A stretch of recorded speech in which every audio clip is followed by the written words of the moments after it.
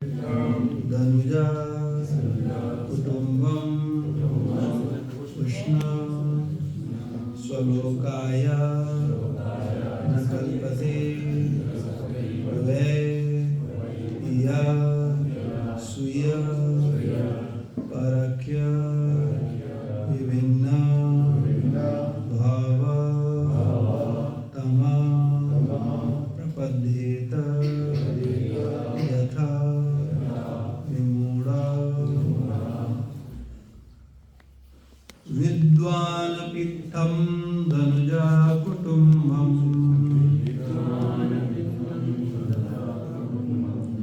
उष्णं स्वलोकाय न कल्पते वै यस्वीय पारक्य विभिन्न भाव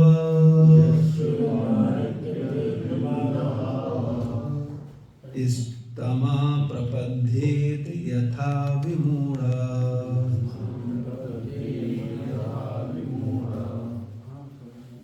झूम पर कभी विद्वान वित्तं धनुजा कुटुम्बम् उष्ण स्वलोकाय न कल्पते वै यसूय पारक्य विभिन्न भावा स्तमा प्रपद्येत यथा विमूढ़ा। विद्वान जानते हुए यद्यपि इत्थम इस प्रकार धनुजा हे असुरों के पुत्र कुटुम्बम परिवार के सदस्य स्वलोकाय अपने को समझने में न कल्पते समर्थ नहीं होता वे निसंदेह या जो सूय अपना पारक्य अन्यों का विभिन्न पृथक भाव जीवन धारण करने वाला तमाम केवल अंधकार प्रपद्येत प्रवेश करता है यथा जिस प्रकार विमूढ़ शिक्षा रहित व्यक्ति या पशु जैसा।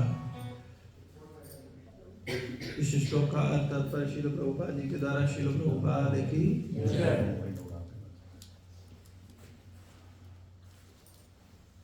हे मित्रों, हे असुर पुत्रों, इस भौतिक जगत में शिक्षा में अग्रणी लगने वाले व्यक्तियों में भी यह विचार करने की प्रवृत्ति होती है यह मेरा है और यह पराया है। इस प्रकार वे सीमित पारिवारिक जीवन की धारणा में अपने परिवारों को जीवन की आवश्यकताएं प्रदान करने में लगे रहते हैं मानो अशिक्षित कुत्ते बिल्ली हों।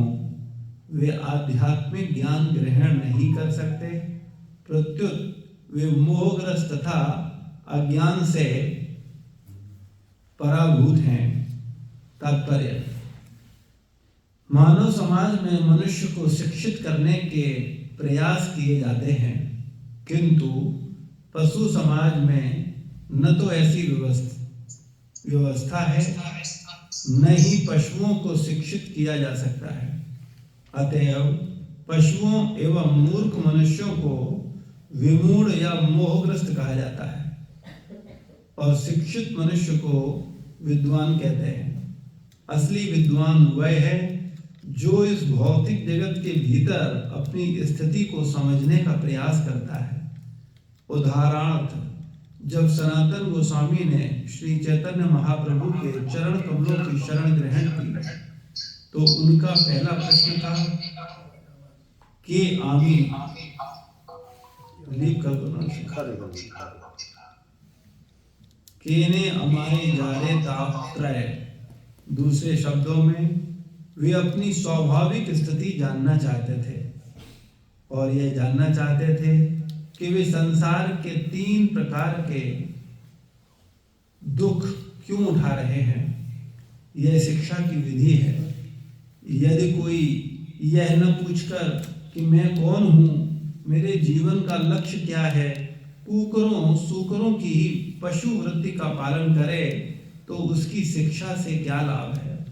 जैसा कि पिछले श्लोक में बताया जा चुका है, जीव अपने सकाम कर्मों द्वारा रेशम के कीट की भांति अपने ही जाल में फंसा रहता है।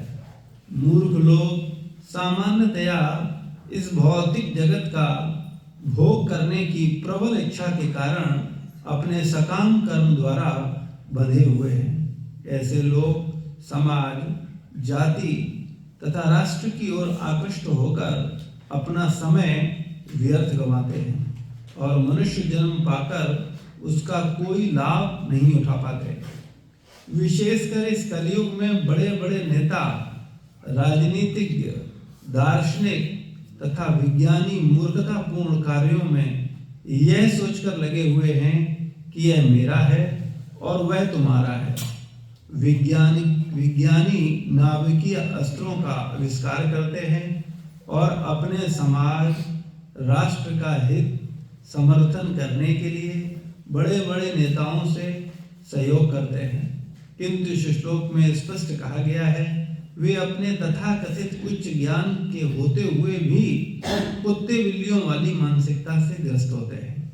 जिस तरह बिल्लियां तथा कुत्ते अपने जीवन के वास्तविक हित को न जानकर अधिकाधिक अज्ञान में फंसते जाते हैं, उसी प्रकार तथाकथित शिक्षित व्यक्ति जो अपने निज को या जीवन के असली लक्ष्य को नहीं जानता, भौतिकता में अधिकाधिक मग्न होता जाता है। अतएव प्रहलाद महाराज हर एक को वर्णाश्रम धर्म के सिद्धांतों का पालन करने के लिए उपदेश देते हैं। प्रत्येक व्यक्ति को चाहिए कि एक विशेष अवस्था को प्राप्त करने पर वह आध्यात्मिक ज्ञान का अनुशीलन करने के लिए संन्यास आश्रम ग्रहण करे और इस तरह मुक्त हो ले। इसकी व्याख्या अगले श्लोकों में विस्तार से की गई है। ओम अज्ञानतिमिरान्धस्य ज्ञानाञ्जनशलाकया चक्षुरुन्मिलितं येन तस्मै श्रीगुरुवे नमः। श्रीचैतन्यमनोभीष्टं स्थापितं येन भूतले स्वयं रूपा कदा मह्यं ददाति स्वपदान्तिकम्। वन्देऽहं श्रीगुरो श्रीयुतपदकमलं श्रीगुरुं वैष्णवांश्च श्रीरूपं साग्रजातं सहगणरघुनाथामृतं सजीवं साद्वैतं सावधूतं परिजनसहितं कृष्णचैतन्यदेवं श्रीराधा कृष्णपादान् सहगणललिता श्रीविशाखान्वितांश्च। हे कृष्ण करुणा सिंधु दीनबन्धु जगत्पते गोपेश गोपिका कान्त नमोस्तुते। तप्त कांचन गौरांगी राधे वृंदावनेश्वरी वृषभानुसुते देवी प्रणमामि हरिप्रिये। वाञ्छाकल्पतरुभ्यश्च कृपा सिन्धुभ्येव च पतितानां पावनेभ्यो वैष्णवेभ्यो नमो नमः। जय श्री कृष्ण चैतन्य प्रभु नित्यानंद श्री अद्वैत गदाधर श्रीवासादि गौर भक्तवृंद। हरे कृष्णा कृष्णा कृष्णा हरे हरे, हरे राम राम राम हरे हरे।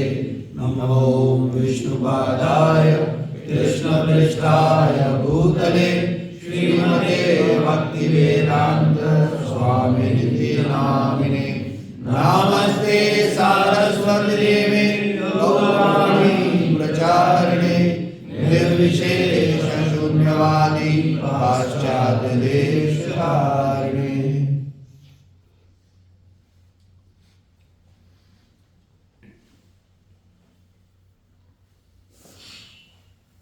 श्लोक का अर्थ हमारे साथ साथ बोलिए। हे मित्रों, हे असुरपुत्रों, इस भौतिक जगत में शिक्षा में अग्रणी लगने वाले व्यक्तियों में भी यह विचार करने की प्रवृत्ति होती है कि यह मेरा है और यह पराया है। इस प्रकार वे सीमित वे सीमित पारिवारिक जीवन की धारणा में अपने परिवारों को जीवन की आवश्यकताएं प्रदान करने में लगे रहते हैं। मानो अशिक्षित कुत्ते बिल्ली हों वे आध्यात्मिक ज्ञान ग्रहण नहीं कर सकते। प्रत्युत वे मोहग्रस्त तथा अज्ञान से पराभूत हैं। तो यहाँ प्रहलाद महाराज शिक्षा दे रहे हैं असुर सपाटियों को कि वास्तविकता में जो केवल भौतिक शिक्षा को प्राप्त करते हैं और भौतिक शिक्षा प्राप्त करने के बाद केवल इतनी बात समझ पाते हैं कि जीवन का लक्ष्य अपना भरण पोषण करना और अपने परिवार का भरण पोषण करना, बस यही जीवन का लक्ष्य है। तो ऐसे लोगों को प्रहलाद महाराज डांट रहे हैं और बोल रहे हैं कि वो कैसे हैं, कुत्ते बिल्ली के समान हैं और वो आध्यात्मिक ज्ञान ग्रहण नहीं कर सकते। क्यों नहीं कर सकते? क्योंकि वे मोहग्रस्त हैं तथा अज्ञान से पराभूत हैं। मोहग्रस्त का मतलब क्या होता है? ब्रह्म मतलब जो नहीं है उसे हम वो मान रहे हैं। जैसे हम अपने को क्या मानते हैं? शरीर मानते हैं। फिर शरीर से जुड़े हुए शरीरों को अपना मानते हैं। ये पति है, ये पत्नी है, ये माँ है, ये पिताजी है, ये बच्चा है, इनको हम क्या मानते हैं? अपना मानते हैं। तो इस तरीके से हम शरीर और शरीर से जुड़े हुए संबंधों में फंसे रहते हैं और हम सोचते हैं कि बस इनको संतुष्ट करना ही जीवन का लक्ष्य है। लेकिन वास्तविकता में मानव जीवन मिला है आध्यात्मिक जीवन में प्रगति करने के लिए। मनुष्य जीवन बड़ा दुर्लभ है, लेकिन अगर हम मनुष्य जीवन का उपयोग केवल पशु वृत्तियों की भांति, जैसे पशु जीवन होते हैं, पशुओं में आप देखते हो पशु चिंता करता है केवल अपनी इंद्रिय तृप्ति की। पशुओं में आप देखेंगे कि पशु मानसिकता इतनी ज़्यादा घृणित होती है कि वो अपने अलावा किसी और के विषय में नहीं सोच पाता। ज़्यादा से ज़्यादा वो सोचता है तो क्या सोचता है? केवल अपने विषय में और अपने बच्चों के विषय में, बस वो और उसका बच्चा। ये पशु मानसिकता का सबसे गहरा लक्षण है। तो जो व्यक्ति, क्योंकि पशुओं को आपने कभी माता पिता की सेवा करते नहीं देखा होगा, पशुओं को कभी गुरु तो जानते ही नहीं है, गुरु की क्या सेवा करेंगे, और भगवान के विषय में उन्हें कोई ज्ञान होता ही नहीं। तो ऐसे ही हम लोग पशु वृत्ति से पूर्ण कितना भी ज्ञान ले लें, कितनी चर्चा कर लें, कितनी गीता सुन लें, भागवत सुन लें, भगवत गीता बोल लें, लेकिन हमारे मन में बड़ा गहरा संस्कार है और वो क्या है? कैसे अपनी इंद्रिय तृप्ति की जाए और कैसे अपने बच्चों की इंद्रिय तृप्ति की जाए। बस आप देखेंगे घूम फिर के व्यक्ति वहीं लगा हुआ है। तो इसका कारण क्या है? अनंत जन्मों में जो पशु जीवन में हम रहे हैं और केवल अपनी इंद्रिय तृप्ति और पशु की इंद्रिय तृप्ति में हम लगे रहते हैं। अपनी इंद्रिय तृप्ति और अपने परिवार की इंद्रिय, बच्चों की इंद्रिय तृप्ति, परिवार भी शब्द से ज्यादा सटीक शब्द है बच्चों की इंद्रिय तृप्ति। तो हम बच्चों को संतुष्ट करने में और शरीर को संतुष्ट करने में लगे रहते हैं। ऐसी मानसिकता को कुत्ते बिल्ली की मानसिकता कहा गया। तो अगर हम आध्यात्मिक जीवन में प्रगति करना चाहते हैं तो हमें मोह से बाहर आना होगा, यानी भ्रम से बाहर आना होगा, यानी अज्ञान से बाहर आना होगा। और व्यक्ति का दूसरा जन्म होता है जब वो आध्यात्मिक जीवन को बहुत गंभीरता से अपनाने का संकल्प लेता है। तो ये जो दूसरा जन्म है ये गुरुजनों की विशेष कृपा से होता है। तब उसको समझ आता है कि वो शरीर नहीं है, आत्मा है। लेकिन इतना समझ लो, बोलो कि हाँ हम शरीर नहीं आत्मा हैं, लेकिन लगे रहें शरीर में ही, तो फिर क्या है? हम जान करके भी पशु मानसिकता के ही शिकार हैं। हम समझ रहे हैं कि हम शरीर नहीं हैं, हम जान रहे हैं कि हमारा इस शरीर से कुछ लेना देना नहीं है, कुछ समय पहले नहीं था और कुछ समय बाद नहीं होगा। और जब जो शरीर हमारा है, इस शरीर से हमारा संबंध कितना पुराना है? आप जितने साल के हो उसमें 9 महीने और जोड़ दो, है ना? उससे पहले तो मटर का दाना भी शरीर का ही हिस्सा था, लेकिन वो कब मिला इस जीवात्मा को? जो उम्र है उससे 9 महीने पहले। लेकिन उससे पहले तो कहने का तात्पर्य केवल इतना सा है कि हमारा संबंध जब इस शरीर से ही नहीं है, तो शरीर से जुड़े हुए संबंधों से कितना गहरा संबंध होगा, उनसे क्या संबंध है? लेकिन मोह के कारण, अज्ञानता के कारण, भ्रम के कारण हम क्या सोचते हैं? ये मेरे हैं और ये पराये हैं।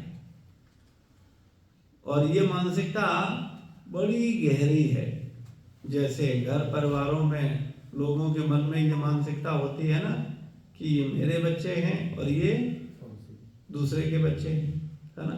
ऐसे ही जब हम आध्यात्मिक चेतना को प्राप्त करते हैं तब भी हमारे मन में ये भाव रहता है ये मेरे भक्त हैं और ये दूसरे के भक्त हैं। तो चेतना तो वही हुई जो चेतना भौतिक मानसिकता में थी।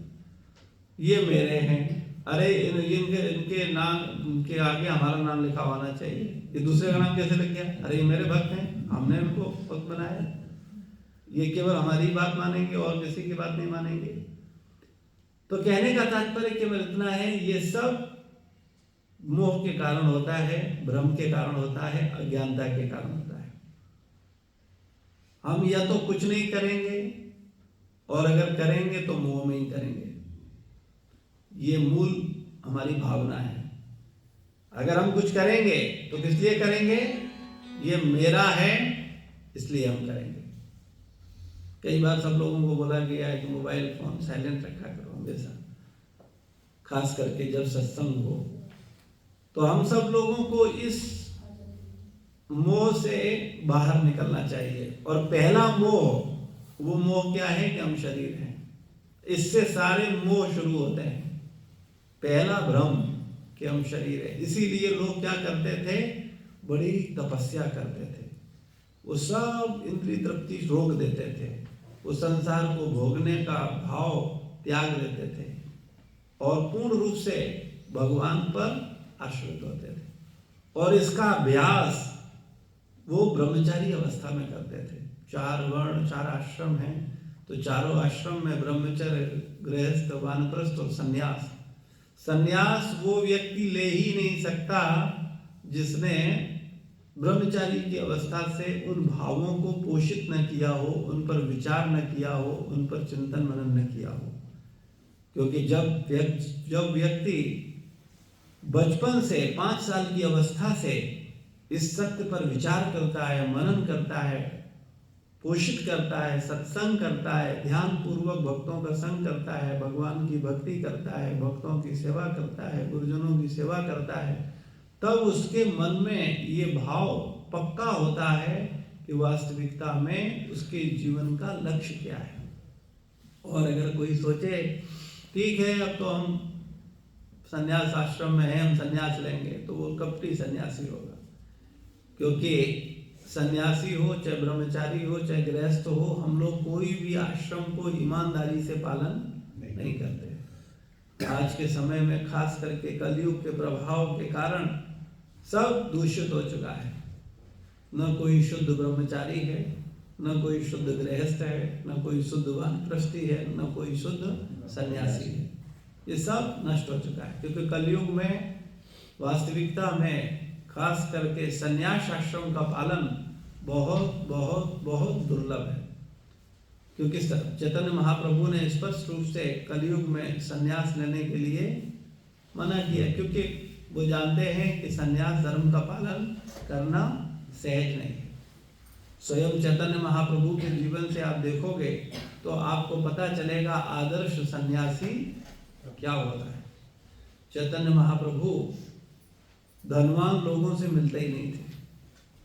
राजा उनके पैर दबाना चाहते थे, उनसे मिलना चाहते थे, लेकिन वो उनसे मिलना नहीं चाहते। तो कहने का संन्यास धर्म इतना कठोर है, इतना कठिन है, और संन्यास कौन ले सकता है? जो पूर्ण रूप से भगवान पर आश्रित हो, जिसको विश्वास हो कि भगवान है और वो हमारी रक्षा करें, जिसे अपने धन पर विश्वास है, जिसको अपनी बुद्धि पर विश्वास है, जिसको अपने ही द्वारा विभिन्न प्रकार की जो संसाधन इकट्ठे किए हैं उन पर विश्वास है, वो व्यक्ति संन्यास नहीं ले सकता। क्योंकि संन्यास का मतलब है पूर्ण रूप से विरक्ति का जीवन, पूर्ण रूप से भगवान पर आश्रित रहना। अगर भगवान दें तो खाओ, न दें तो भूखे रहो। भगवान जिस परिस्थिति में रखें उस परिस्थिति में रहो, अपने स्वयं के लिए कोई प्रयास न करो, खास करके शारीरिक स्तर पर। हम लोग प्रयास तो करते हैं, लेकिन प्रयास करते किस स्तर पे हैं? शरीर को पोषित करने के लिए, शरीर से जुड़े शरीरों को पोषित करने के लिए। हम आत्मा को पोषित करने के लिए प्रयास नहीं करते, हम आत्मा से जुड़े हुए संबंधों को पोषित करने का प्रयास नहीं करते। क्योंकि दो प्रकार के संबंध हैं, मैं कई बार इस बात को रखने का प्रयास करता हूं कि दो प्रकार के संबंध हैं, एक काम का संबंध है और एक श्याम का संबंध है। तो जो काम का संबंध है वो इस भौतिक जगत में है, चाहे पत्नी हो, चाहे बच्चा हो, चाहे बेटी हो, चाहे बेटा हो, चाहे घर हो, चाहे पड़ोस हो, यहाँ केवल काम का संबंध है।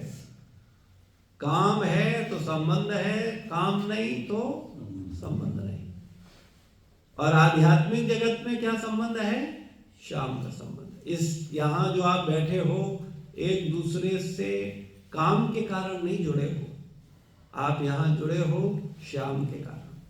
आपके केंद्र में श्याम है, आप कृष्ण के कारण जुड़े हो। गुरु से जो संबंध है वो कृष्ण के कारण है, क्योंकि वो हमें कृष्ण देते हैं, हम कृष्ण देते हैं। तो जो श्याम के कारण संबंध है, भक्तों में भक्तों का संबंध क्या संबंध है? श्याम का संबंध। लेकिन चूंकि अनंत जन्मों से भाव क्या है? काम का। तो भक्तों के संबंध में भी आने के बाद हम किस में लग जाते हैं? काम में। श्याम नहीं रहता केंद्र। श्याम जिसका केंद्र बिंदु होगा उसका लक्षण क्या होगा, उस भक्त को पहचान लो। क्योंकि कई बार हमारे मन में ये बड़ा कंफ्यूजन होता है, कौन भक्त है और कौन भक्त नहीं है, कौन भक्त किस स्तर का भक्त है। तो अगर हम भक्तों को पहचानना चाहते हैं तो भक्तों का सबसे सरल गुण है, जो व्यक्ति केवल श्याम की चर्चा करे, श्याम से जुड़े हुए संबंधों की चर्चा करे, वो वास्तविकता में भक्त है। जो आपको जब चर्चा हो तो उसके केंद्र में केवल ये चर्चा रहे, कैसे हम भगवान कृष्ण से प्रेम करें, कैसे हम गुरु से प्रेम करें, कैसे हम वैष्णवों से प्रेम करें। ये उसके हृदय की पीड़ा होनी चाहिए, ये उसके हृदय में लगना चाहिए कि मेरा प्रेम क्यों नहीं हो रहा है भगवान से, मेरा प्रेम क्यों नहीं हो रहा है गुरु से, मेरा प्रेम क्यों नहीं हो रहा है वैष्णवों से।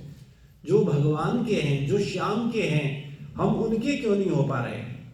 हम क्यों इस संसार के हैं। हम संसार में ही बेटा के हैं, बेटी के हैं, पति के हैं, पत्नी के हैं, घर के हैं, लेकिन हम भगवान के क्यों नहीं हो पा रहे हैं, हम वैष्णवों के क्यों नहीं हो पा रहे हैं, हम गुरु के क्यों नहीं हो पा रहे हैं। ये विचार नहीं आता है, क्योंकि हमारे मन में क्या चलता रहता है निरंतर? काम काम काम और काम। ये बुद्धि काम का विशेष निवास स्थान बन गया है, इसमें बराबर चलता रहता है, क्या काम, मेरा क्या फायदा, क्या नुकसान, क्या फायदा, क्या नुकसान। 24 घंटे एक ही बात दिमाग में चलती रहती है। इसीलिए भक्तों के संग में आकर के भी हम वही काम भावना से भक्ति करते हैं और दिमाग में चलता रहता है, क्या फायदा, किससे फायदा, किससे नुकसान, इससे क्या, उससे क्या। लेकिन असली जो फायदा है वो फायदा भूल जाते हैं। असली फायदा है कि हम मोह से बाहर निकल जाएं, और सबसे बड़ा मोह है कि हम अपने को शरीर मान रहे हैं। ये शरीर समस्त प्रकार के कष्टों की जड़ है। वास्तविकता में शरीर से ही हम सुख लेते हैं और शरीर से ही हम दुख लेते हैं।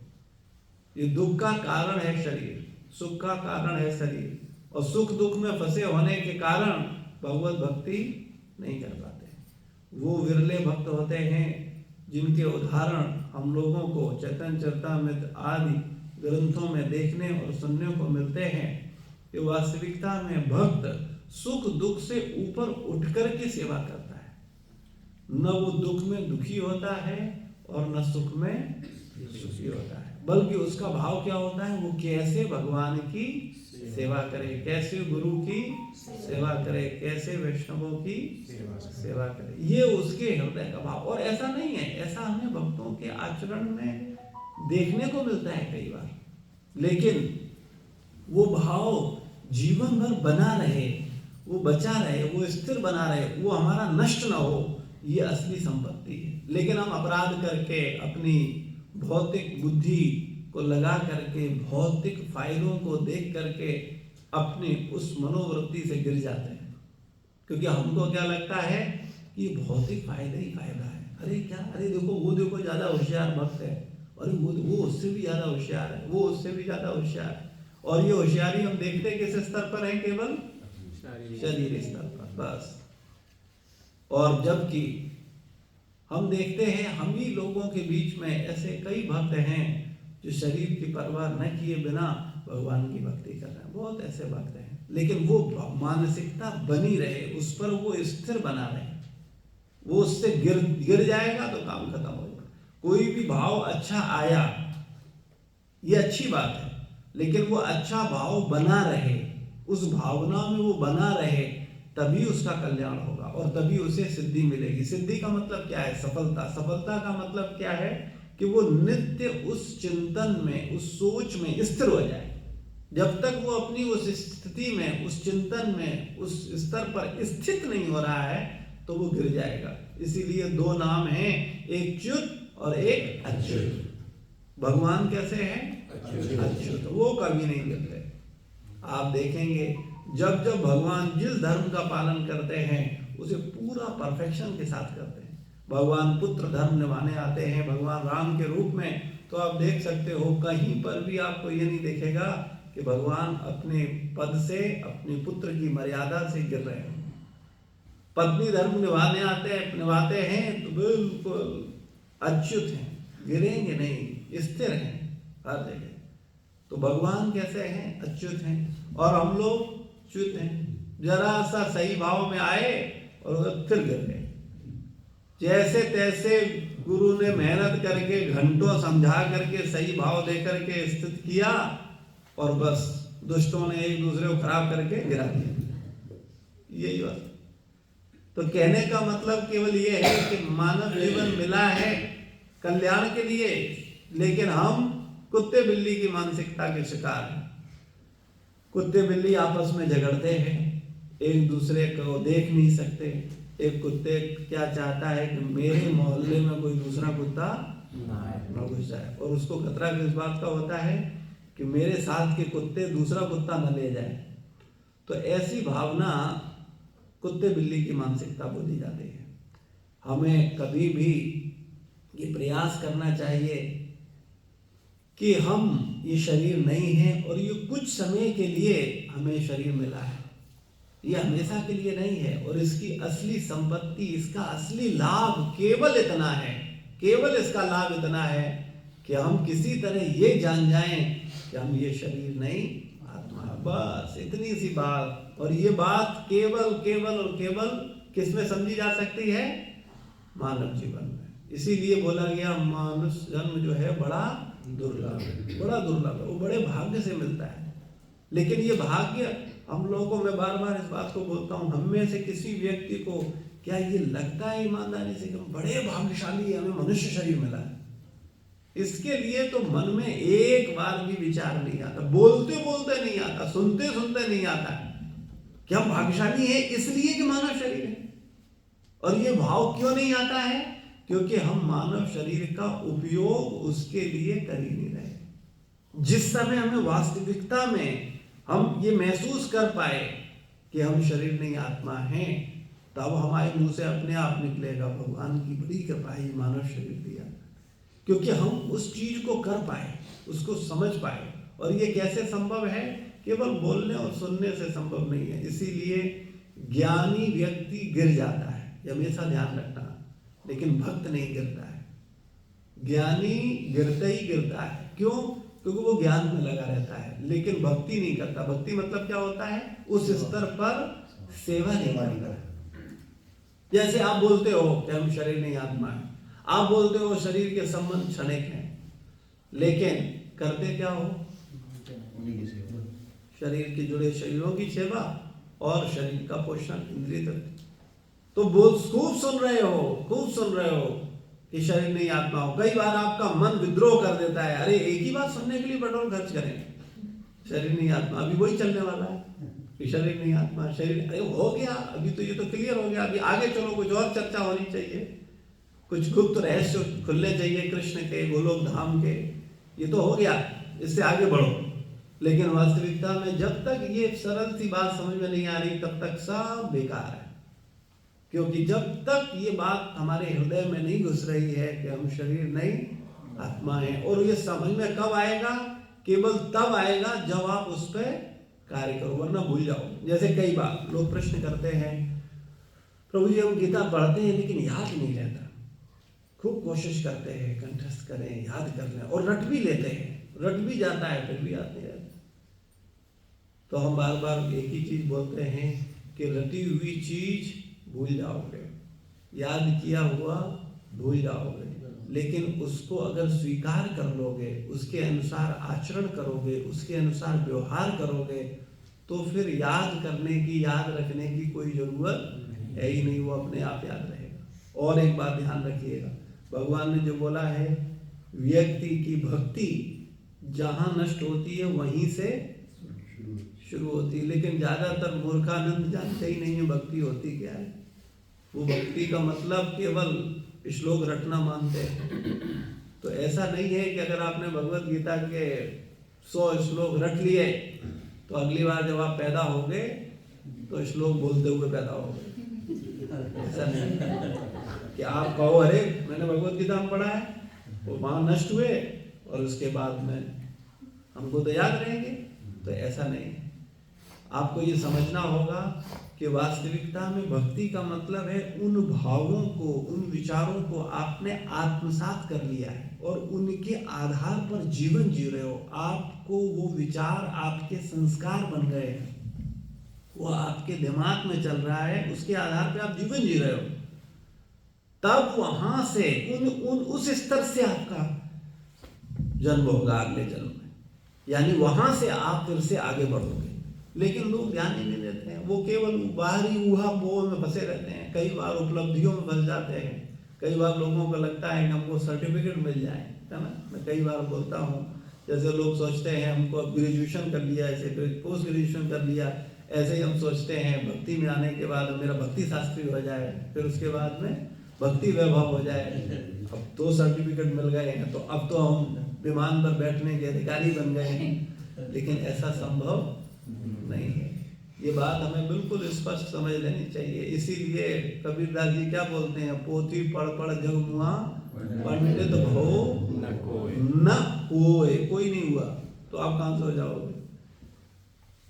पोथी पढ़ने से पंडित नहीं हो गए, 2.5 अक्षर प्रेम के पढ़े सो पंडित। प्रेम किसी से नहीं, सो सबसे द्वेष है, सबसे ईर्ष्या, किसी का ऐश्वर्य हम बर्दाश्त नहीं कर सकते, लेकिन रटने में लगे हैं। क्यों रट रहे हैं? कि हम सबको सामने श्रेष्ठता को साबित कर सकें कि हम कितने श्रेष्ठ हैं। ये सूक्ष्म बीमारियां हैं जो घुसी रहती हैं मन के अंदर अनर्थों के रूप में। जब तक हम इनसे बाहर नहीं निकलेंगे, इन भावनाओं से बाहर नहीं निकलेंगे, इन पर विचार नहीं करेंगे, तो हम अपने ही शत्रु बने हुए। हम क्या प्राप्त करेंगे? प्राप्त करके भी कुछ प्राप्त नहीं कर पाएंगे। बड़े भाग्यशाली हैं हम लोग कि हमें मानव शरीर मिला, फिर बड़े भाग्यशाली हैं कि प्रमाणित गुरु परंपरा मिली।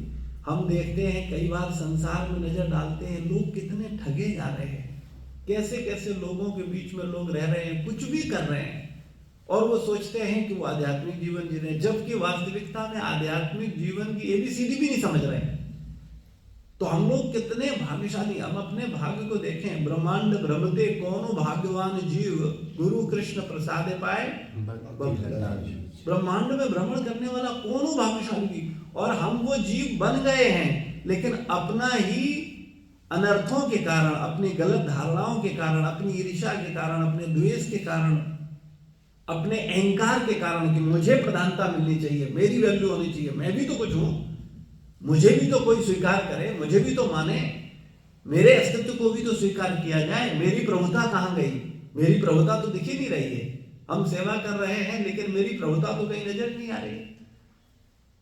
तो भौतिक जगत प्रभुता का क्षेत्र है जहां हर व्यक्ति स्वामी बनना चाहता है, लेकिन आध्यात्मिक जगत में जो वास्तव में प्रवेश करेगा वो क्या बनना चाहता है? सेवकों के सेवकों का सेवक बनना चाहता है। अभी प्रभुपाद जी आज सुबह के कोर्ट में हम लोग पढ़ रहे थे कि भक्त जो है वो क्या है? वो हमेशा दासों का दास। तो इस भावना में हम जाने नहीं चाहते। अगर ये भावना आ जाए तो जीते जी वैकुंठ में पहुंच जाए। अगर प्रत्येक व्यक्ति एक दूसरे का दास बन जाए, वो दूसरे को श्रेष्ठ माने और अपने को छोटा माने, बस फिर देखो आप पूरा वातावरण बदल जाएगा, पूरा वातावरण बदल जाएगा। लेकिन हम पूरी दुनिया नहीं बदल सकते, हम किसी दूसरे को नहीं बदल सकते। तो लोग बोलते हैं जब कोई नहीं बदल रहा तो हम क्यों बदलें, हम भी ऐसे रहेंगे। तो ठीक है, सब नरक जाएंगे, आप भी नरक जाओ, सब दुखी रहेंगे, आप भी दुखी रहो। हम बदल सकते हैं तो किसे बदल सकते हैं? और उस पर काम नहीं करते। हम जानते हैं कि हम किसी को कुछ नहीं कर सकते, कोई किसी की सुनने वाला नहीं है। इसका उदाहरण मैं कई बार देता हूं। जिन बच्चों को हम पैदा करते हैं, पालते हैं, पोसते हैं, बड़ा करते हैं, जो मेरा ही अस्तित्व है, मेरे कारण ही जिनका अस्तित्व है, वो नहीं सुनते। जो पत्नी हमारे ऊपर पूर्ण आश्रित होती है वो नहीं सुनती। तो हम किसी और से क्या आशा करें? इसलिए हम सब लोगों को ये बात बड़ी गंभीरता पूर्वक समझनी चाहिए कि किसी और को बदलने का प्रयास नहीं करना चाहिए। प्रयास केवल केवल और केवल अपने को बदलने का प्रयास करें। और दूसरा चीज, किसी को देखना नहीं चाहिए कौन क्या कर रहा है। और एक बात को आप देखो, भक्तों के समूह में आप लोग रहते हो तो आप देखते हो कुछ भक्त ऐसे होते हैं जिन्हें किसी से कोई लेना देना नहीं। वो अपनी साधना में, अपनी भावना में, अपनी सेवा में, अपने चिंतन में लगे हुए हैं। और केवल ऐसे ही लोग भगवत धाम जाने के अधिकारी। इसको कैसे समझें? इसको समझें ऐसे जैसे हम लोग हजरतगंज जाते हैं और हजरतगंज जा रहे हैं और जाम लगा है, ठीक है, और आप बाइक पे हो तो बुद्धिमत्ता क्या है कि गाड़ी के पीछे गाड़ी लगा करके एक गाड़ी के पीछे लगे रहो, हॉर्न बजाते रहो, हटता क्यों नहीं, हट हट हट, रास्ता दे, लगे रहो जोर जोर से हॉर्न बजाने में। और दूसरा तरीका क्या है? चुपचाप पतली गली से जहां जगह मिले वहां से अपना निकल जाओ और लक्ष्य पे पहुंचो। तो हम लोग किस मानसिकता के हैं? हटो, देख नहीं रहो, मैं आ रहा हूं, मैंने कुछ बोला तुम सुना नहीं, तुम ऐसा नहीं करते, तुम ये नहीं करते। अरे भैया, ये संसार इसलिए नहीं है। निकलो पतली गली से, बार बार जन्म मृत्यु जरा व्याधि के चक्र से निकलो। इस संसार में विभिन्न प्रकार के प्रलोभन है और जैसे जैसे कलयुग बढ़ रहा है वैसे वैसे व्यक्ति का अपने चित्त को स्थिर रखना बहुत मुश्किल होगा, क्योंकि कलयुग शक्तिशाली हो रहा है। जैसे एक बच्चा जन्म लेता है तो कैसा होता है? कमजोर होता है, लेकिन जब वो जवान होता है तो कैसा होता है? शक्तिशाली, बहुत शक्तिशाली होता है। तो अभी कलयुग क्या है? कमजोर है, बच्चा है। क्योंकि अभी कितनी साल है कलयुग की उम्र? 5000 साल का ही हुआ है ना। और है कितनी उम्र कलयुग की? 4,32,000। 4,32,000। तो 4,32,000 का 5,000 कितने % हुआ? तो हिसाब लगा लेना। जैसे आप 100 साल के हो, मान लो 100 साल आपका जीवन होता है और 100 साल में आपकी उम्र 5 साल है, ठीक है, तो 5 साल 100 साल का 5% हुआ। तो ऐसे ही यानी वो ये अवस्था, ये है कलयुग अभी। और अभी इतने ही उसके प्रभाव में हम लोग कितने व्यथित हैं। कलह ही कलह, घर घर में कलह है। पति पत्नी नहीं चाहते आपस में झगड़ा हो, लेकिन रोज झगड़ते हैं, रोज रोते हैं। हम कई बार आंखों से रोते हैं प्रत्यक्ष रूप से, कई बार अप्रत्यक्ष रूप से रोते हैं। ऐसे ही भक्तों के बीच में कलह ही कलह है। एक व्यक्ति का मत दूसरे व्यक्ति की मत से भिन्न है, उसको लग रहा है मैं श्रेष्ठ हूं, ऐसे होना चाहिए, वो कह रहा है ऐसे होना चाहिए, और बस इस झगड़े में लगे। जबकि कलयुग क्या है? अभी बच्चा है। तब ये स्थिति है। और आप विचार करो, ये जैसे जैसे जवान होगा तो आपकी क्या स्थिति करेगा। और मैं तो देख रहा हूं इसको जवान होते हुए, क्योंकि 30 साल में ये कलयुग बहुत जवान हुआ है। मैं 30 साल पहले का जीवन देखता हूँ तो मुझे कई बार इस बात का अफसोस होता है कि काश में 40-50 साल पहले और होता तो इतने माया के प्रपंचों में नहीं फंसा होता। आप देखो तो आज के लगभग 15-20 साल पहले जब ये नेट नहीं था, मोबाइल नहीं था, ये सब व्यवस्था नहीं थी, तो आप देखो लोग फिर भी शांत थे, फिर भी उनके पास कुछ समय होता था अपने विषय में विचार करने का, कुछ करने का। अभी तो दिन प्रतिदिन, और अभी कुछ नहीं, अभी क्या क्या होने वाला है आप सोच लीजिए। ये सब कलयुग के चेले हैं, ये सब कलयुग का विस्तार है। लेकिन भगवान का भक्त को कलयुग भी कुछ नहीं कर सकता। लेकिन भक्त हो, हम लोग भक्त नहीं हैं, हमारे अंदर भक्त बनने की भी इच्छा नहीं है, बुरा मत मानना, लेकिन जो सच्ची बात है, क्योंकि अगर इच्छा हो बनने की तो हम हर चीज का उपयोग क्या करें, केवल और केवल कृष्ण और गुरु की सेवा करें। लेकिन हम उससे क्या करते हैं, अपने हिसाब से करना चाहते हैं। ये हमारी सबसे बड़ी समस्या है। हम प्रभुता में फंसना चाहते हैं, ये प्रभुता अच्छी नहीं है। हम कई बार नकल करते हैं, अनुकरण करते हैं, अनुसरण नहीं करते हैं। बार बार चर्चा होती है, बार बार दृष्टांत दिए जाते हैं, लेकिन हम उन दृष्टांतों पर, उन चर्चाओं को कई बार ये सोच करके टाल देते हैं, अरे ये सब समझाने वाली बात है, ठीक है, कहा कुछ जाता है और किया कुछ जाता है, तो हम भी कहेंगे कुछ और करेंगे कुछ, तो ठीक है, अपने को ही ठगेंगे। हम नहीं समझ पा। कई बार हम लोगों की समस्या ये है, हम हैं तो बच्चे लेकिन मानते नहीं हम बच्चे हैं। हम हैं तो ना समझ लेकिन मानने को तैयार नहीं है। इसीलिए क्या करते हैं, वो ना समझ को समझ मान करके समझते हैं और ना समझ बन जाते हैं। ये हमारी सबसे बड़ी समस्या है। जो समझना चाहिए वो नहीं समझते हैं, जो नहीं समझना चाहिए वो ज़्यादा ही समझ जाते हैं, और उसका परिणाम केवल अपना ही अहित कर लेते हैं। और अपना अहित ये है कि हम भौतिक बुद्धि और भौतिक विकारों के शिकार हो जाते हैं। ये बहुत मुश्किल है, इस भौतिक जगत से बाहर निकलना इतना आसान नहीं है, लेकिन भगवान की कृपा से, भक्तों की कृपा से आसानी से निकला जा सकता है। जैसा कि कल मैं चर्चा कर रहा था, हम लोगों ने देखा, विचार करना चाहिए, भक्तों के गुणगान करने चाहिए, हम लोगों को भक्तों को देखना चाहिए। कल हम लोग सत्यभामा माता जी के पास गए थे, देखा आपने उनकी स्थिति क्या थी।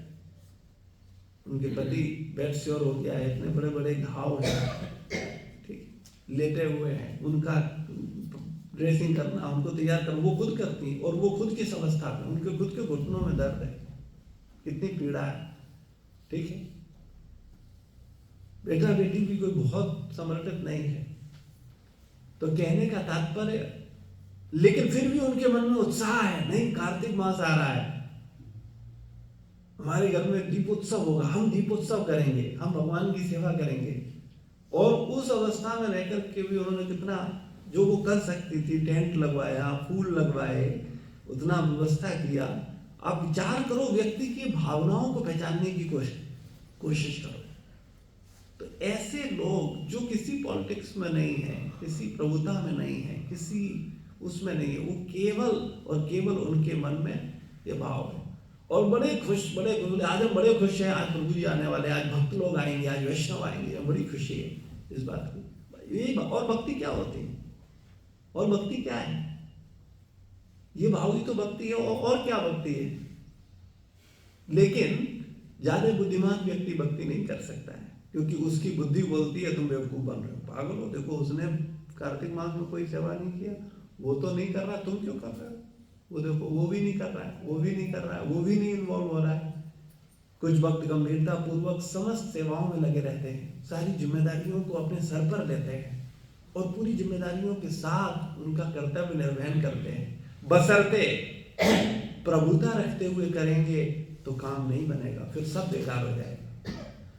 दास बन के करें, सेवक बन। देखो हर व्यक्ति कुछ ना कुछ करता है, उसके पीछे कुछ ना कुछ चाहता है। अब वो आध्यात्मिक चाहता है या भौतिक चाहता है, ये उसे स्वयं अपने हृदय में विचार करना है। क्या वो वास्तविकता में गुरु की प्रसन्नता के लिए कर रहा है या अपनी प्रभुता के लिए कर रहा है, ये उसको ईमानदारी से अपने हृदय में झांकना चाहिए। मैं बार बार बोलता हूं, अनंत जन्मों में होशियार रहे हो, एक जन्म में वास्तव में मूर्ख बन जाओ, भला हो जाएगा, कल्याण हो जाएगा। वैसे भी मैं बार बार एहसास कराने की कोशिश करता हूँ, या बुद्धिमान हो कि मूर्ख हो, तो अब क्या बोलते हो? बोलते हो लेकिन मानते नहीं। क्योंकि अगर मान जाए तो फिर क्या हो जाए, फिर हम मूर्खताएं ये करना बंद कर। मैं बोलता हूँ, मैं बार बार एक बात बोलता हूँ, बड़े भाग्यशाली हैं वो लोग अगर उन्हें भगवान ठग लें, उन्हें गुरु ठग लें, उन्हें माता पिता ठग लें, तो ठग जाना नुकसान नहीं होगा। ये हमेशा ध्यान रखना। ये 3 नाम मैंने दिए केवल, भगवान ठगें, गुरु ठगें, माता पिता ठगें, तो ठग जाना तुम्हारा नुकसान नहीं होगा, नहीं होगा, नहीं होगा। मैं व्यास आसन से घोषणा कर रहा हूं इस बात की, नुकसान नहीं हो सकता। लेकिन अगर तुम ज्यादा बुद्धिमान रहे तो अपने को ही ठग लोगे और पता भी नहीं चलेगा कि तुमने अपने को ही ठग लिया। पता तो चलेगा मरोगे तब, और जीते जी भी समझते हो, लेकिन उतनी बुद्धि नहीं है ना, इसलिए समझ नहीं पाते। अगर कोई व्यक्ति मानव शरीर प्राप्त करके भी कुंठित है, ईर्ष्या में है, परेशान है, तो इसका एक ही कारण है कि वो मूर्ख है और कुछ नहीं। दासता में, सेवा में बहुत आनंद है, लेकिन कैसे दासता हो? ऐसा नहीं कि हम अब कुछ भी दासता करें। दासता का मतलब होता है जो स्वामी की प्रसन्नता के लिए दासता करता है। सेवा करने वाले व्यक्ति को सेवक बोला जाता है, लेकिन सेवक स्वामी भक्त कैसे बोला जाता है? जो दासता को स्वामी की इच्छा के अनुसार करता है। उसकी अब कई लोग दासत्व में ही अभिमानी हो जाते हैं। मैं सबसे बड़ा दास हूं। अरे भैया दास हो ठीक है, लेकिन सबसे बड़ा दास हूं। सबसे बड़ा दास का मतलब क्या है? अपने ही मन से सबसे बड़े दास है। हर चीज में हमको बड़ा बनने की इच्छा है, तो जब दास बनते हैं तब भी बड़ा बनते हैं, और 10 को पीछे करके बड़ा बनना चाहते हैं, बोले हम सबसे बड़े दास हैं। इसके पीछे बड़ी सुंदर, अभी महाराज आए थे, बनवाली महाराज, उन्होंने बड़ा सुंदर बताया, एक प्रैक्टिकल सत्य घटना बताई। अफ्रीका का एक गांव है जो कि अनपढ़ों का गांव है, जहाँ शिक्षा, अफ्रीका में वैसे ही बहुत गरीबी है, निर्धनता है, गांव है, पढ़े लिखे नहीं है, लेकिन उनमें आपस में इतना प्रेम है कि बाहर के लोग उनके पास आते हैं क्या करने के लिए? ये स्टडी करने के लिए कि ये कैसे, इन अशिक्षित लोगों में इतना प्यार कैसे है, और हम शिक्षित हैं, इतने पढ़े लिखे हैं, इतने विद्वान हैं, और हम झगड़ रहे हैं, क्या कारण? तो एक बार की बात है, एक अंग्रेज गया और उसने जाकर के वहां गांव के बच्चों को बुलाया और 100 बच्चों को एक गार्डन में रखा और एक केक और सुंदर सा चॉकलेट ला करके रखा, और उन बच्चों से बोला जो बच्चा दौड़ करके सबसे पहले पहुंचेगा वो पाएगा ये पूरा केक और पूरी चॉकलेट उसको मिलेगी।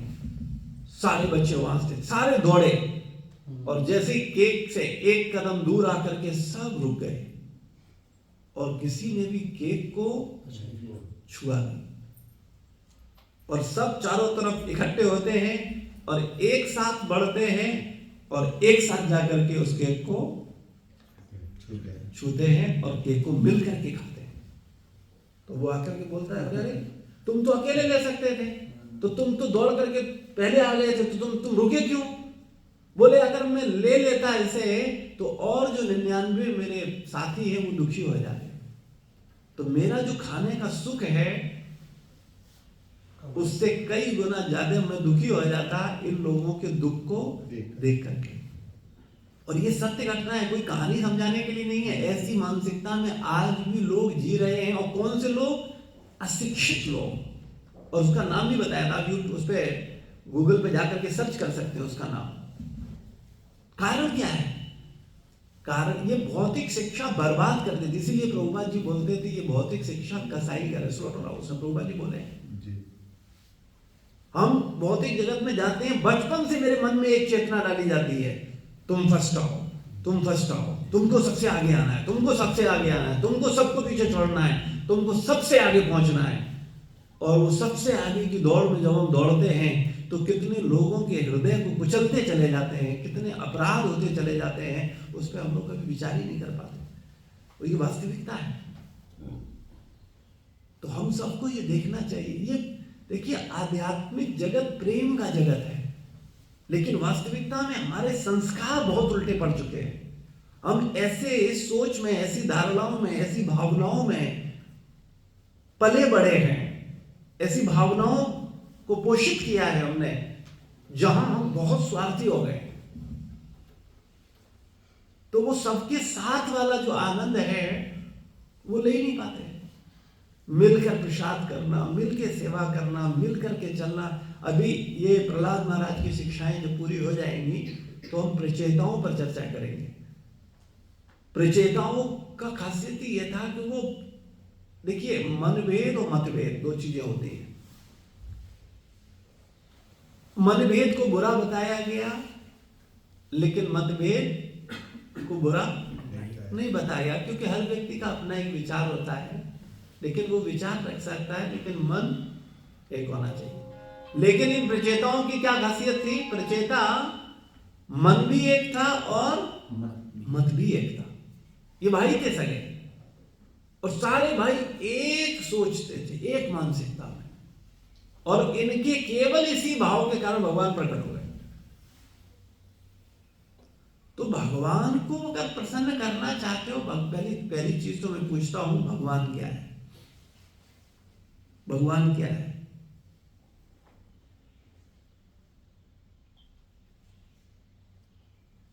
क्या है भगवान? भगवान तो जो सारे समग्र ब्रह्मांडों के सृजन और पालन करता है, उन्हीं से सब कुछ। और कोई भगवान क्या है? भगवान आनंद है।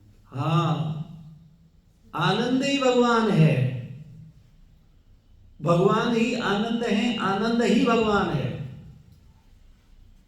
हम लोग कई बार मूर्ख हैं नंबर वन के, हम भगवान को आंखों से देखना चाहते, कहा भगवान अभी आए नहीं भगवान। अरे मूर्खानंद, तेरे हृदय में आनंद आ रहा है तो भगवान है, फील कर। भगवान कोई वैसे प्रकट दिखने से ही प्रकट नहीं होते हैं। भगवान और आनंद एक है, कोई भेद नहीं, रंज मात्र भी भेद नहीं है। और वो प्रकट होंगे कब?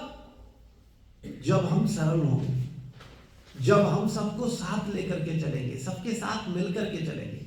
और इसका उदाहरण आप सबने पेश किया, दीपोत्सव। एक पहला ऐसा उत्सव था जिसमें मैं देख रहा था, किसी प्रकार की किसी भक्त से मुझे कोई शिकायत सुनने को नहीं मिली, और सब लोग भगवान की सेवा कर रहे हैं। एक विशेष आनंद अनुभव किया कि नहीं किया? सबके साथ में आनंद आता है, और सबके साथ में पॉलिटिक्स भी हुआ करती है। लेकिन गंदे लोग पॉलिटिक्स करते हैं और अच्छे लोग आनंद लेते हैं। अब तुम गंदे रहना चाहते हो तो आनंद के बीच में आकर के भी तुम गंदे रहोगे, और तुम घुटते रहोगे, मरते रहोगे। सोच तुम्ही को बदलनी है, कोई और नहीं बदलेगा। भावनाएं आपको बदलनी है, अपने ऊपर काम आपको करना है। और क्या काम करना है? केवल एक काम, बस, कि आप दासों के दास हो, बस। लेकिन इसमें एक कंफ्यूजन मत करना, क्योंकि होता क्या है, कई बार जब हम वैष्णवों के साथ सेवा करते हैं तो कंफ्यूजन ये होता है, कोई कुछ बोल रहा है, कोई कुछ बोल रहा है, कोई कह रहा है ये करो, कोई कह रहा है ऐसा करो, कोई कह रहा है ऐसा करो, तो क्या करें? एक बहुत बड़ा कंफ्यूज हो जाता है कि वो करे तो करे क्या। तो उसमें बिल्कुल सरल तरीका ये है कि आप निर्देशन में सेवा करो, आप गाइडेंस में सेवा करो, आप गुरु के निर्देशन में सेवा करो। और इसी सेवा को सेवा होती है। मनोधर्म से की गई सेवा नहीं होती। एक व्यक्ति कुछ कर रहा है, कुछ कर रहा है, कुछ कर रहा है, ठीक है, अच्छा, लेकिन उसको बहुत अच्छा तब माना जाएगा जब वो गाइडेंस में सेवा कर रहा हो। तो ये सबसे अच्छा है कि जब उससे क्या होता है, आपको कोई सेवा देगी, भाई आपको ये सेवा करनी है, आप ये जिम्मेदारी ऐसे करके करोगे, तो बस वो आप अपनी सेवा को उस पर बहुत अच्छे से करो। ये ना सोचो कि वो कैसा हो रहा है, वो कैसा कर रहा है, उसने अच्छा नहीं किया, हमें उससे बहुत अच्छा करना है और उसको पीछे छोड़ना है। नहीं, आपको अच्छा करना है ये भाव होना चाहिए, लेकिन उसको पीछे छोड़ना है ये भाव नहीं होना चाहिए।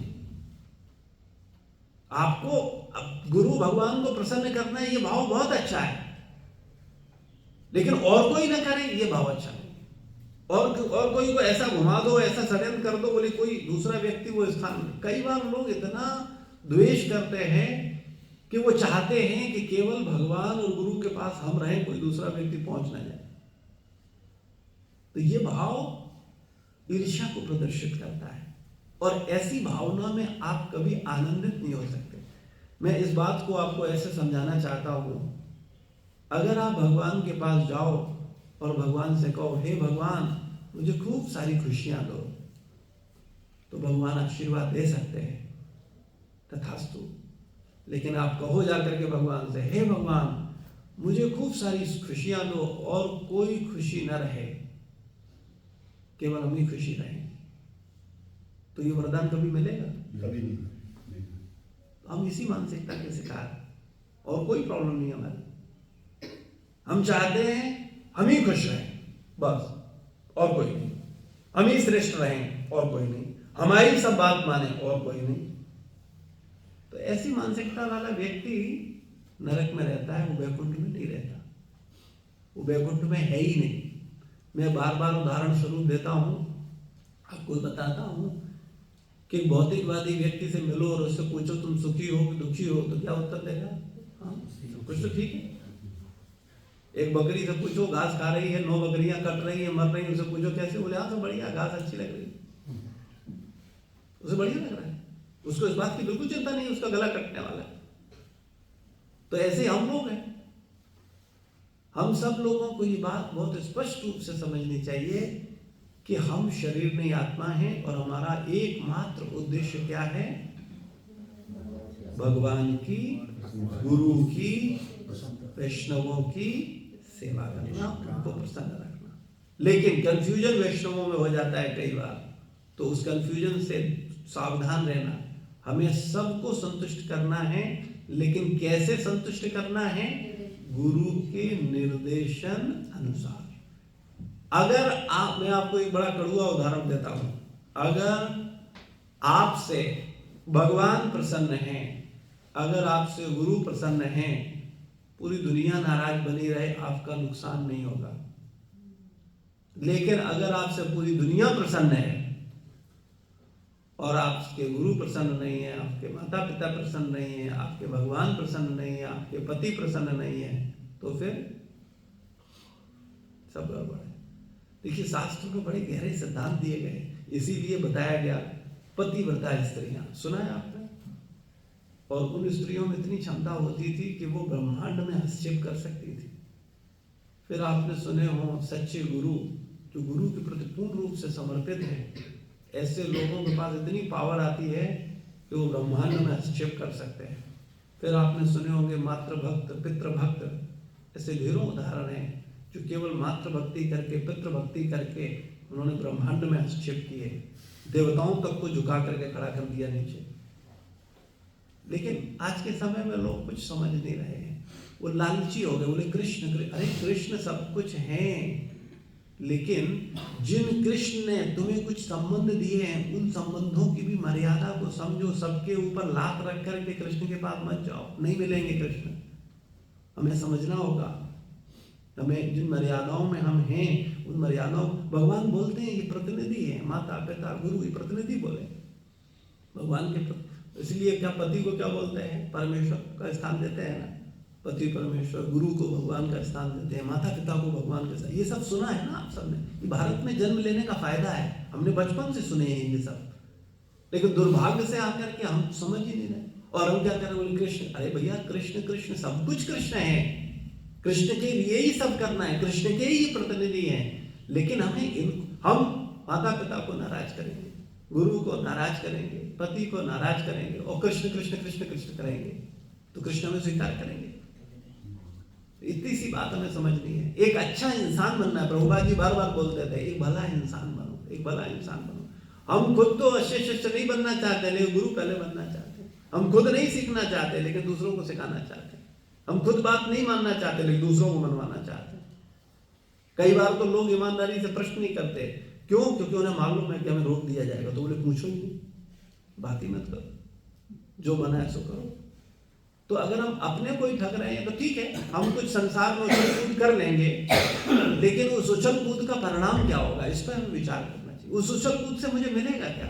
थोड़ी सस्ती प्रशंसा, थोड़े सस्ते फॉलोअर, उससे क्या मतलब? वैसे भी मैं आपको एक चीज बताऊं, जब औलाद तुम्हारी होती नहीं है तो ये नालायक फॉलोअर कहां से तुम्हारे हो जाएंगे? इतनी सी बात नहीं समझते लोग, लेकिन लोग स्वीकार नहीं करते, लोग सस्ती प्रशंसा में फंस जाते हैं। और उन्हें उनके जो हितैषी हैं, माता पिता गुरु, जो उनको डांटते हैं, उनको सुधारते हैं, उनको सही करते हैं, उनकी शरण में बोले नहीं, उधर तो डांट मिलती है, बोले इधर ईगो संतुष्ट होता है। वो अच्छा ईमानदारी बताओ, ईमानदारी उत्तर देना, आपको माता पिता के साथ अच्छा लगता है, बच्चों के साथ अच्छा लगता है? छोटे बच्चों के साथ। बिल्कुल सही आंसर दिया, छोटे बच्चों के साथ। क्यों? क्योंकि वो आपकी ईगो को पूर्ण रूप से संतुष्ट करते हैं। चेलों के साथ अच्छा लगता है कि गुरु के साथ? क्यों?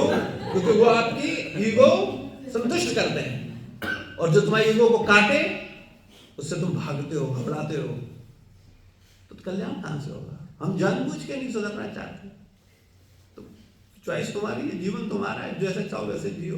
अपने को धोखा देते रहो, अनंत जन्मों से दे रहे हो, इस जन्म में भी दे लो, आपकी इच्छा है। सारी सुविधा मिलने के बाद अगर हम फिर अपने को धोखा दे रहे हैं, तो इस सुविधा के लिए हमें अनंत जन्म इंतजार करना पड़ेगा। तो हम इसलिए किसी भी भगवान के द्वारा दी हुई व्यवस्था या भगवान के द्वारा दिए हुए विशेष आशीर्वाद का सम्मान करें और उसका लाभ लें, और अपने मन और अपनी बुद्धि को अनुशासित करें, तो निश्चित रूप से हम अपने को पवित्र कर पाएंगे। और जब पवित्र होंगे तभी हम वास्तविकता में भगवान और गुरु की शरण ले पाएंगे। नहीं तो शरण की जगह षड्यंत्र की शरण लेंगे, और कुछ नहीं। शरण लेनी चाहिए हमें भगवान की, शरण लेनी चाहिए गुरु की, लेकिन हम शरण ले लेंगे षड्यंत्र की। बस इच्छा आपकी है, जीवन आपका है, करना आपको है। श्रील प्रभुपाद की जय, गुरु महाराज की जय, समस्त भक्त वृंद की। किसी का कोई